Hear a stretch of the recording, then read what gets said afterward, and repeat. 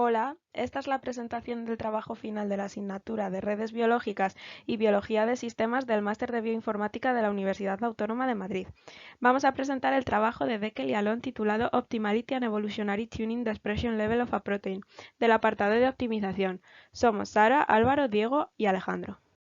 La presentación está dividida en 6 secciones. Yo presentaré la primera parte, en la que introduciré el equilibrio evolutivo y la optimalidad de Pareto. Después, mis compañeros entrarán de lleno en el artículo de Deckel y Alon, con una breve introducción del problema planteado, el diseño experimental, explicarán con detalle la elección de la función de fitness y el proceso de optimización de la misma.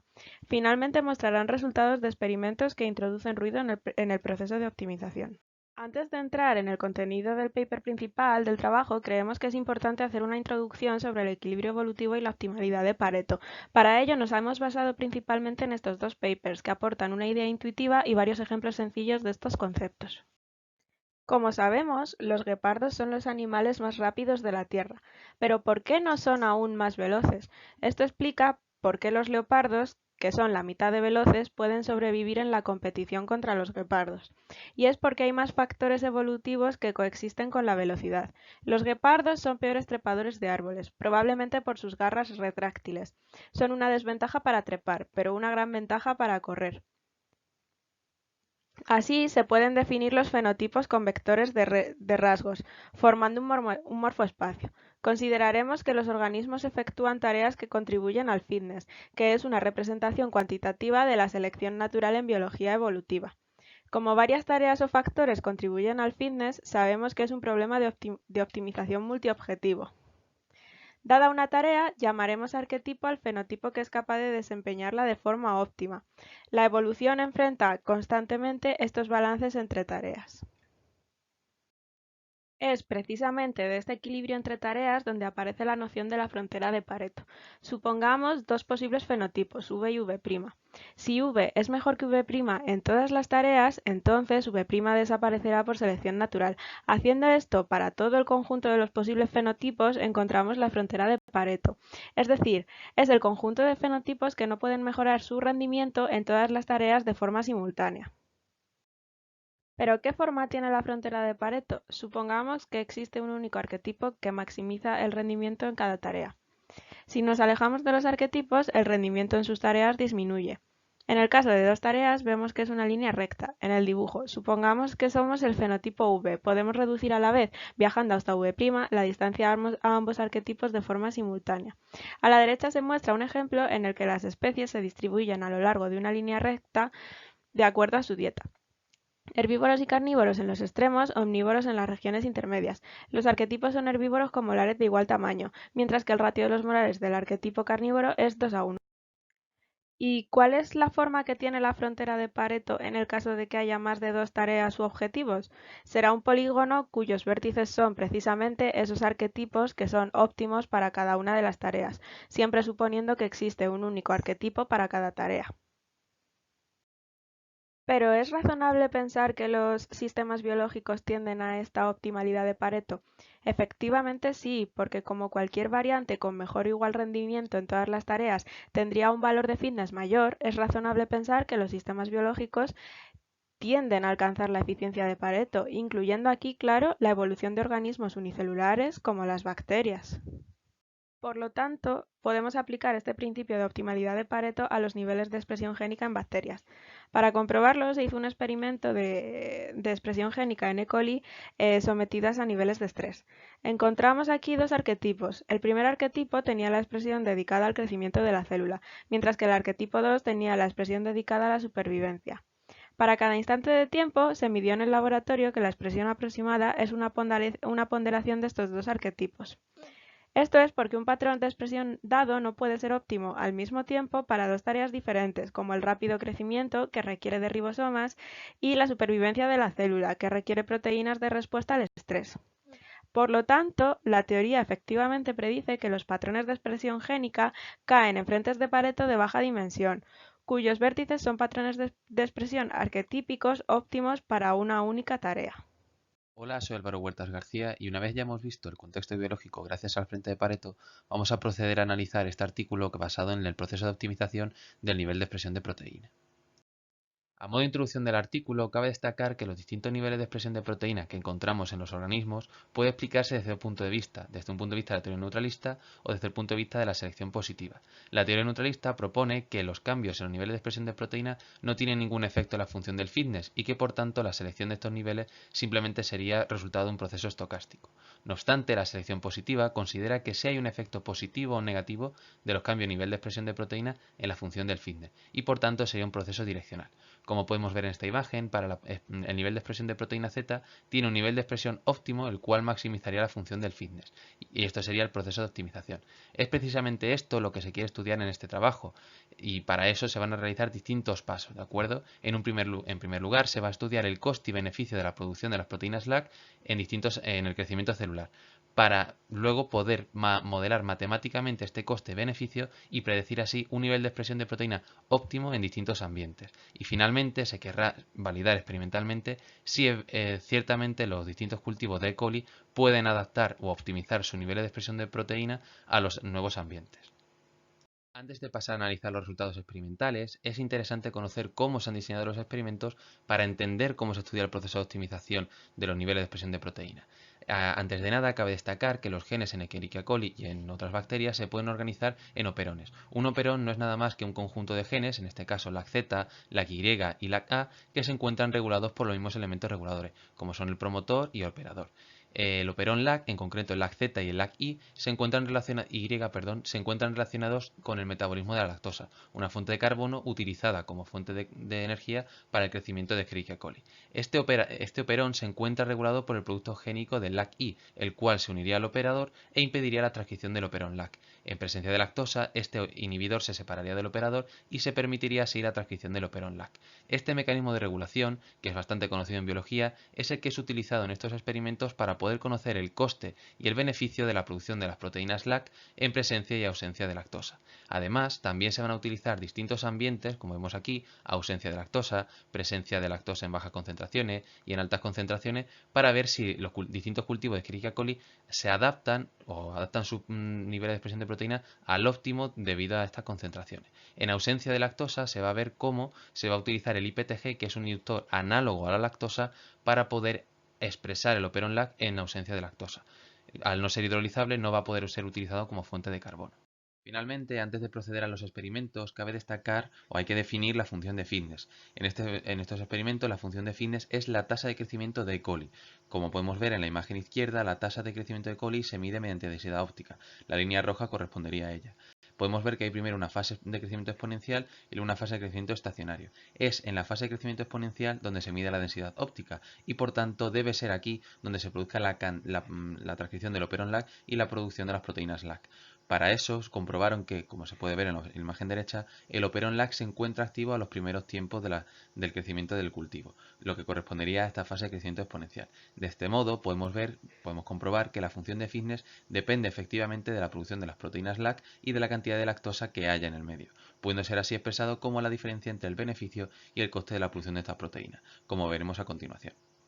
Bueno, yo soy Alejandro Martín Muñoz, y como ya ha introducido mi compañero, la construcción de la teoría de coste-beneficio de la expresión de las proteínas del operón LAC en Escherichia coli requiere una medida de los mismos. Respecto al coste, se define como la reducción relativa de la tasa de crecimiento debido a la carga que supone la producción y la presencia de las proteínas LAC en las células. Para medir su coste, los autores midieron la tasa de crecimiento a diversas concentraciones del inductor IPTG en ausencia de lactosa, pues ello implica la inducción de la expresión del operón LAC sin obtener ningún beneficio, ya que el IPTG no se metaboliza. Como resultado, se observó un aumento del coste por proteína, con el aumento de expresión de acuerdo a una función no lineal. Esto se debe a que la célula tiene recursos limitados, de forma que la producción de proteínas LAC reduce la capacidad de producir otras proteínas importantes. Para describir el coste en función del nivel de expresión, los autores definieron dos funciones no lineales compatibles, donde z es el nivel de expresión de las proteínas LAC, mientras que η sub 0 e η sub 0' son parámetros. Además, la segunda función de coste supone que existe una capacidad máxima efectiva m para producir proteínas no esenciales. Esto significa que la producción de proteínas LAC a niveles que se aproximan a m inhibiría la producción de sistemas esenciales, por lo que el crecimiento celular se ralentizaría significativamente. De acuerdo a ello, a tasas de crecimiento más lentas, habría más recursos libres para la expresión de proteínas y M sería mayor. Hay que destacar que, como se observa en la gráfica, el coste de la expresión completamente inducida del operón LAC, denotado como ZWT en referencia a las células de Escherichia coli de tipo salvaje, pues tendría un coste aproximado del 4,5%. Respecto al beneficio, su medida requiere una concentración de IPTG saturante, pues la inducción completa y su no metabolización dan lugar a niveles constantes de proteínas LAC y, por tanto, un coste constante, y varias concentraciones de lactosa para poder observar ese beneficio. Como resultado, se observó un aumento de la tasa de crecimiento con la concentración de lactosa, representando así el beneficio producido por la acción de las proteínas LAC que transportan y usan esa lactosa. Esto significa que el aumento en la tasa de crecimiento es proporcional a la tasa de uso de lactosa y, por tanto, a la tasa enzimática de lacteta, de forma que la función del beneficio se puede definir con esta expresión, donde el segundo término es la concentración de lacteta unida a lactosa y delta es la ventaja de crecimiento relativa por molécula de lacteta a una concentración de lactosa saturada. El uso de los parámetros cinéticos bioquímicos conocidos de LAC-Y y LAC-Z concordaba con las tasas de crecimiento medidas, de forma que se estimó que la inducción completa del operón LAC confería una ventaja de crecimiento respecto a las células sin lactosa del 17%, considerando una concentración de lactosa saturante. Una vez definidos el coste y el beneficio, en función de los niveles de proteínas LAC, la tasa de crecimiento respecto a aquellas en expresión del operón, lo que se conoce como la función de fitness para este caso de estudio, viene dada por la diferencia entre la función de coste y el beneficio. Sin embargo, el beneficio aumenta linealmente con el nivel de expresión, mientras que el coste lo hace de forma no lineal, y, por tanto, los altos niveles de expresión se vuelven desfavorables. Así, la necesidad de optimización requiere un nivel de expresión de proteínas LAC óptimo que maximice el crecimiento, el cual depende de la concentración de lactosa en el medio. Para calcular la función de fitness se debe calcular ese nivel óptimo de proteína, lo que matemáticamente corresponde al punto en el que la derivada de la tasa de crecimiento con respecto al nivel de expresión del operón es cero. Como consecuencia, los autores determinaron que el nivel de expresión en bacterias wild type es óptimo a una concentración de 0,6 milimolar. En contraposición, la ausencia de lactosa o concentraciones muy bajas de la misma hacen que la expresión óptima sea de cero, porque dicha expresión solo implicaría un coste, mientras que concentraciones de lactosa superiores a 0,6 milimolar resultan en niveles de expresión mayores porque el aumento de expresión del operón supondría un crecimiento adicional a las células. Finalmente, se ha tratado de reproducir las figuras del artículo correspondientes a la teoría de coste-beneficio, considerando la segunda función de coste, por ser aquella que se ajusta mejor a los datos experimentales. Por tanto, se han de definir los valores de la variable z, que se pueden expresar en función del valor de ZWT y de los posibles valores del ratio de expresión z partido ZWT. Respecto a ZWT, como es el nivel de expresión máximo, se le puede asignar el valor de 1.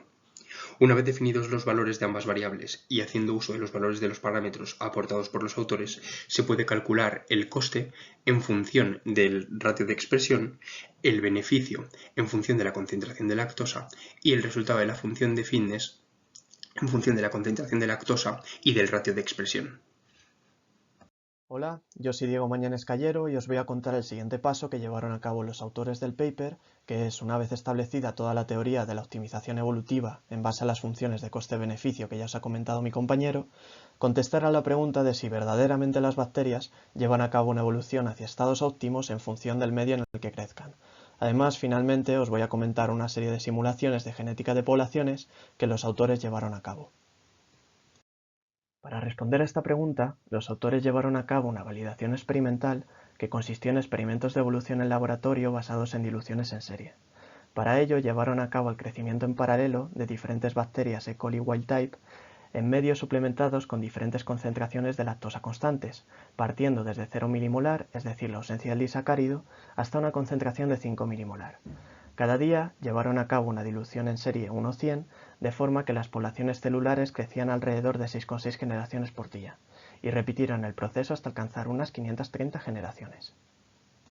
Para determinar si realmente las poblaciones evolucionan hacia la producción de lacteta óptima en función del medio en el que crecen, es decir, de la concentración de lactosa disponible, llevaron a cabo la medición de la cantidad de lacteta en distintos instantes de tiempo a lo largo del experimento mediante geles de electroforesis cuantitativa, que son los puntos representados en el gráfico A. Como podemos observar, en el caso de las poblaciones con concentraciones bajas de lactosa, 0, 0,1 y 0,2 milimolar, vemos un decremento de la actividad de lacteta, sobre todo en el caso de los dos primeros, que son los representados en marrón y azul claro en el gráfico. Respecto a las poblaciones crecidas con concentraciones superiores de lactosa, 2 y 5 milimolar, se detectaron por contra niveles superiores de lacteta, hasta el punto de saturar a un 12% por encima de los niveles iniciales. Con el fin de conocer la razón de estos resultados, llevaron a cabo la secuenciación de la región del Operol-Lac de estas poblaciones, tras haber sido crecidas 530 generaciones, y observaron que 3 de ellas mostraron mutaciones en la región, destacando el caso de la población crecida en ausencia de lactosa, en la que se detectó una delección de 764 pares de bases en la región del promotor. Además, comprobaron si los niveles de lacteta detectados tras las 530 generaciones, los cuales se supone que son los niveles óptimos obtenidos por las poblaciones tras haber sido adaptadas al medio, se ajustaban correctamente a los niveles de proteína predichos por las funciones de coste-beneficio para diferentes concentraciones de lactosa en el medio. Y como podemos comprobar en el gráfico B, los puntos azules, que son dichas mediciones experimentales, se ajustan perfectamente a la curva teórica, que es la línea roja. Cabe destacar que esta curva es la obtenida mediante la segunda función de coste comentada por mi compañero Alejandro. Todos estos resultados confirman que las células evolucionaron hacia los óptimos predichos por las funciones de fitness, y que por lo tanto estas funciones permiten predecir los óptimos de proteína para casos como los del Operol-Lac.